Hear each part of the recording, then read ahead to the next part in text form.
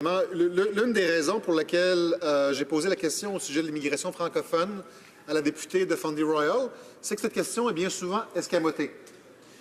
Lorsqu'on regarde la situation pan-canadienne, et encore une fois en excluant le Québec, on voit que l'ensemble de l'immigration dans les 9 autres provinces canadiennes, en ce qui a trait aux francophones, ne représente que 2 de la population immigrante. 2 Et évidemment, les communautés francophones, dans l'Atlantique comme à la grandeur du pays, sont extrêmement à risque en ce qui a trait à l'assimilation, en ce qui a trait à la possibilité qu'elles puissent contribuer de façon significative à l'économie de leur province.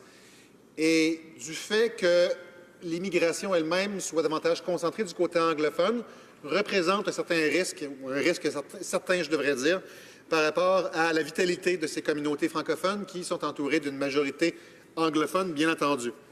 Et ce n'est pas uniquement moi qui le dis. La sonnette d'alarme a été tirée, entre autres, par Catherine d'Entremont, qui était commissaire aux langues officielles au Nouveau-Brunswick. En 2014, elle notait qu'effectivement, l'immigration dans les communautés francophones, qui représentent un tiers de la population au Nouveau-Brunswick, ne profitent pas autant, effectivement, de l'immigration que les communautés anglophones.